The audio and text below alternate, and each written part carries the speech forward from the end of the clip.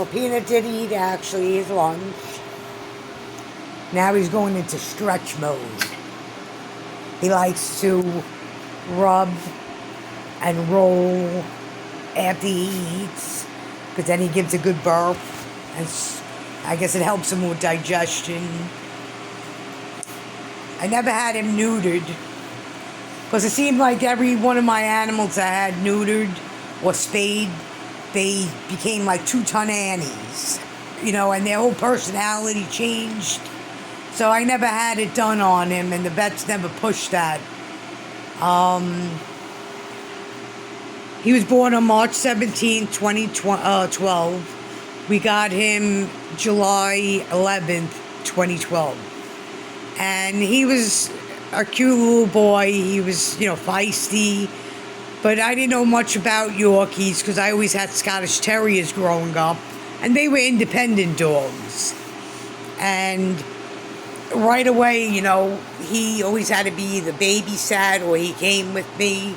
So really, for almost 13 years, he's been with me 24/7. Or my son, or even my mother, when she was alive, she used to watch him.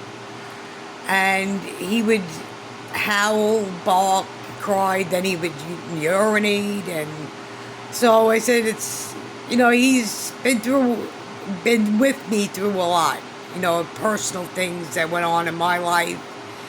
This past year, he had developed from chewing a dream stick, and it scratched the top gum, and it just kept getting bigger and bigger because with food, it was getting infected. I brought him to 3 different vets. They were like, let's just wait and see, and it just kept getting bigger, and then I was going to schedule him for the dental work, and he started to go on antibiotics, and it just started to bleed and shed, and it was disgusting. It was all over the place. So I found a new vet that removed it at 8 o'clock at night. They gave him like general anesthesia just to make it like almost like similar to Twilight. And they removed it, and thankfully from September it hasn't grown back. I know what caused it because I was taking care of his mouth and his teeth, and I noticed a sharp piece of plaque must have scratched that gum and got infected, and it just kept growing.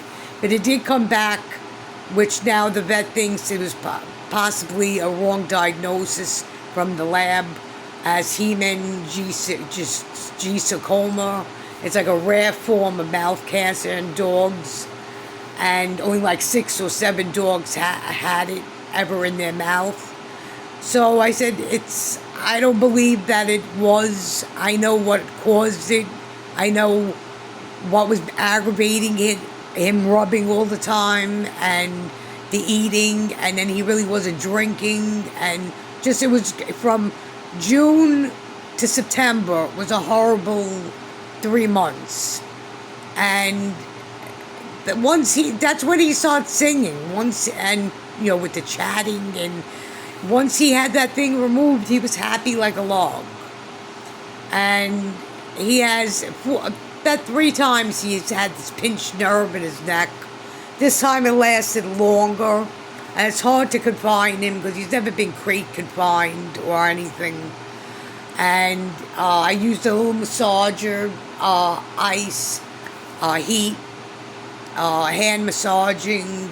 I limited his jumping, and thankfully it has gone away.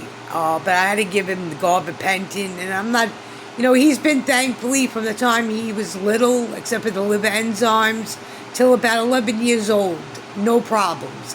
He had like a stomach bug 1 time in his whole life.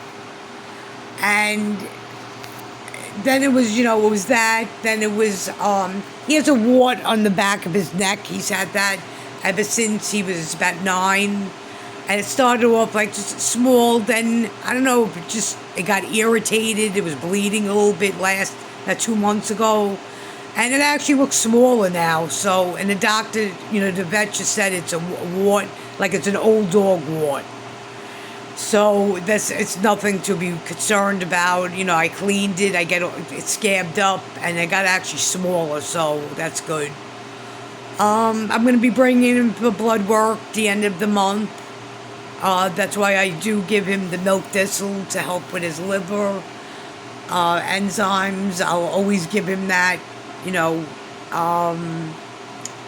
I always put the apple cider vinegar in his crock pot meal. It helps him with his urine pH, you know, because sometimes he does get anal gland problems. That I give him that anal gland spray. I always clean his behind. You know, he's a pampered pooch. You know, he's, yeah, you know, I had dogs ever since I was 3 years old. You know, Scottish Terriers. And I've had cats. You know, I do have a cat that's his best friend. And, you know, I've never had a dog with me since. Oh, and he also had a foot injury last March. And that's why I've been home with him 24/7, right, Peanut?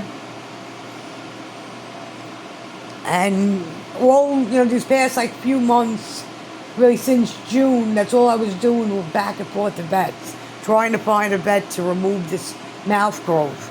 You know, it's like, once they reach a certain age, it's like, oh, don't bother, you know, they're old. You know, I don't feel that way.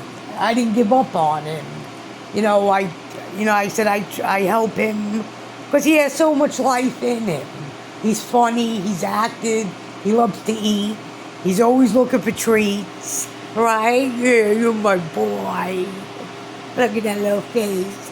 I groom him. The nails, he's not that good for, you know, the trimming the nails, but I got a new nail grinder tomorrow, so. But like I said, at the end of the month, I'm going to have full blood work done on him again. And, you know, go from there. But I said, he's been doing good. Unfortunately, I couldn't get the dental work done on him. And, you know, I put toothpaste on my finger, the Verbac Vanilla Mint. It helps, and I use those, the plaque wipes as well. I stay away from the bones. I give him the milk bones, the comfort chews. So he just nibbles on them and licks them. But I think after that incident, he knew, you know, no more bones, no more sharp cookies. He's a very smart dog. He's not senile. He's far from that. His hearing is good. His vision is good. His smell is good. Just one spritz of perfume, he knows, well, she's going out. I'm getting my harness ready. But, you know, that's just a little info on Peanut.